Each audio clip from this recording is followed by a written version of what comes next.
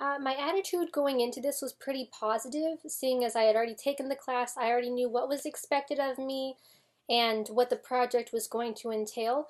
So I felt pretty good about the class in general and about the project, just coming up with an idea about, what my community might need. That took a little bit longer, but I think that my project could definitely be executed in real life in the future. I think it's definitely something that we could use. My community is very, very small and very tight knit, and unless you know someone, it's really hard to find work. I actually heard more about that today while I was at work from another coworker. So it can be difficult, and it could really, really help recent grads and students to have information right there. That way they're not just expected to, oh, go find a job. Schools and teachers try to give you as many resources as they can, but having a specific newsletter tailored just for you further outside of the county where you have more of an equal opportunity, I feel, is something that would absolutely be helpful. The more I started working on this, the more I realized I didn't know a whole lot about what went into making a newsletter and how much I didn't really know about the community in general and what would be the best method to reach everyone, because it is spread out over so much land, but the population is actually very, very small. So I think if I had had more time to do this, if I had a 2-month class or something like that, and more time to really, really dig and research, I think I would have tried to focus on an even larger demographic and